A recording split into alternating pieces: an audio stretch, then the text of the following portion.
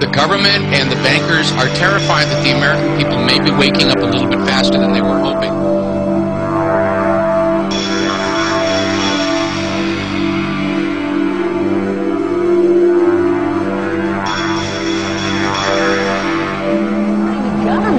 A big new step, looking to build a huge database of people's physical characteristics. The FBI is taking on $1 billion project to gather fingerprints, palm patterns, even digital pictures of faces. Eventually, it could expand to include iris patterns, face shape patterns, scars, even information about how you walk and talk. It's called biometrics, and it could change the face of law enforcement.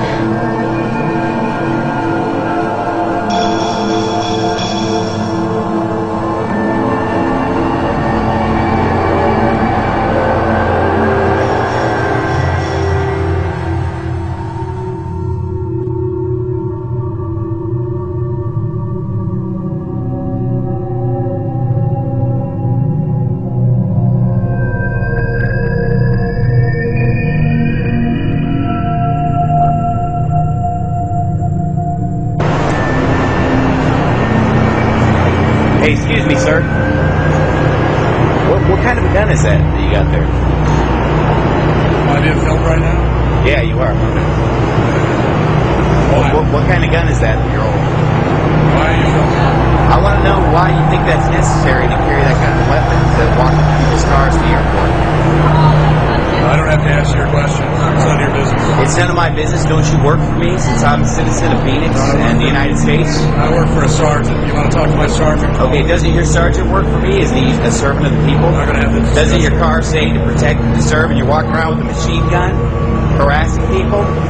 Huh? How would you feel if somebody walked up to your car with a machine gun? Huh? You don't want to answer me? Oh man, you're pointing at people, telling them what to do, huh? With a machine gun. Hey, excuse me, what kind of gun did he say that is? An AR? An AR? Yeah. Thanks. Hey, he wouldn't tell me. Oh. Because I wasn't admiring it. Oh.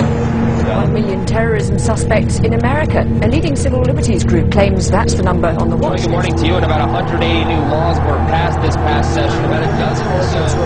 Critics say the Department of Homeland Security document unfairly paints military vets as right-wing extremists. To tell you about the Department of Homeland Security tonight, telling law enforcement agencies that homegrown right-wing extremist groups are growing.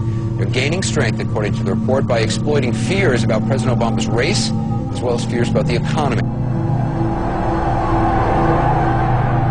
Almost 5,000 strong, the brigade is based at Fort Stewart, Georgia, under, quote, the primary purpose of this force is to provide help to people in need in the aftermath of a WMD-like event in the homeland, so that were they called to support civil authority, those governors or local state jurisdictions that might need our help, that they would be responsive and capable in the aftermath of an event like this, end quote. On Capitol Hill, questions about how the Pentagon determined that a thinly stretched military with two conflicts underway could spare these troops. Infantry brigade is designed to engage an enemy with maximum effective force and destroy it. That's not the sort of thing anybody wants to see in the streets of the United States. We're in a fascist economy right now in terms of the reason things are the way they are. Fascism should more properly be called corporatism, and that is when corporations and the government are in league together to basically exploit the common people, to extract wealth from them, to basically grind them down into poverty and grab all the goodies for themselves.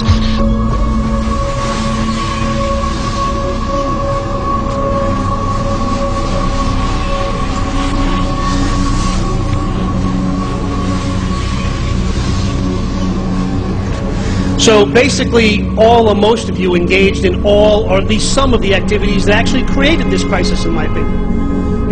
But basically, you come to us today on your bicycles after buying Girl Scout cookies and helping out Mother Teresa, telling us we're sorry, we didn't mean it, we won't do it again. Trust us. Government is now in hock $546,000 per household. You're never going to be able to pay it off in obligation. Thank you, Mr. Speaker. You know, just moments ago on this floor, there was cheering, there was clapping over the passing of the crap and trade bill. And it's a little tough to get excited. You know, from a political standpoint, I should be overjoyed because I really believe in my heart that when the American people find out, and this is just a part of it, when they find out what has been done to them, they are going to be livid and they're going to throw some people out of this body. I just know that'll happen. But I care more about America than I do politics. And I know that we'll be facing the single moms that heard from last summer. They can't afford the gasoline bill. They can't afford the propane.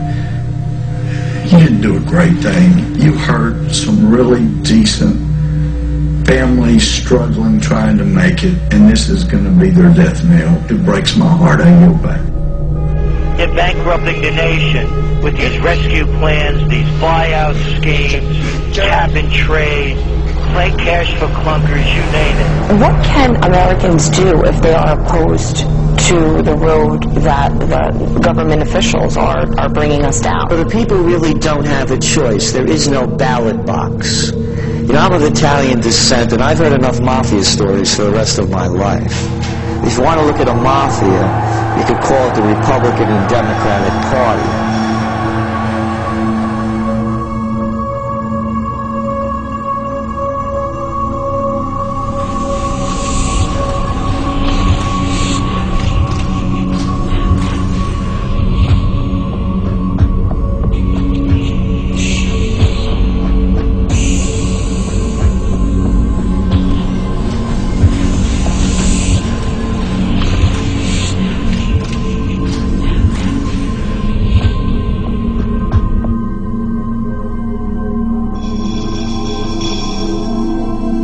What's happening under the Obama administration is unprecedented with these rescue schemes, bailout plans, the takeover of major corporations, on and on and on. So, yes, it has been going on a long time, but it's accelerating now at a level that makes our country that used to be the empire of entrepreneurial opportunity now just a country to save the too big to fail.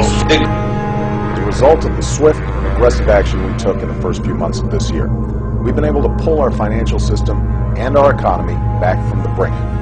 We took steps to restart lending to families and businesses, stabilize our major financial institutions, and help homeowners stay in their homes and pay their mortgages. We also passed the largest and most sweeping economic recovery plan in our nation's history. Green shoots that they think they see don't reflect any genuine economic growth. They reflect the initial reaction to the stimulus. You know, if you shoot somebody up with heroin, you're going to get some type of reaction before there's a withdrawal. NSA security group called the Q Group. Its headquarters are within the National Security Agency headquarters in Fort Meade, Maryland. However, the group also works closely with FBI counterintelligence officers, as well as something I learned recently, local police department intelligence units. So it's a very large group, about 1,000 agents and informants employed by this secretive agency within a secretive agency, the NSA. It's really answerable to no one on paper, of course. How is the more liberal Obama administration dealing with this then? Unfortunately, we've seen no change. The surveillance conducted by the Q Group at NSA continues. I've witnessed it myself quite recently. There's been no effort to curtail this organization. Unfortunately, NSA's power is growing because the Obama administration is now giving them new powers to conduct surveillance in cyberspace. They're placing the Cyber Command under the control of the National Security Agency. So no change. Actually, the powers of the NSA are expanding greatly under President Obama.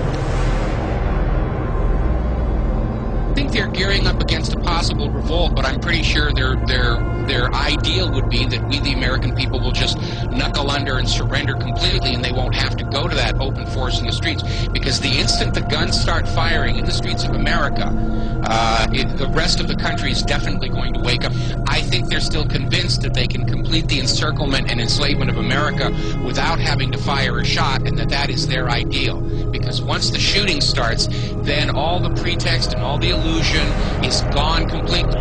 We're going to see food riots, tax protests, farmer rebellions, student revolts, squatter diggings, homeless uprising, tent cities, ghost malls are already popping up, general strikes, board snappings, kidnappings, and mob rule.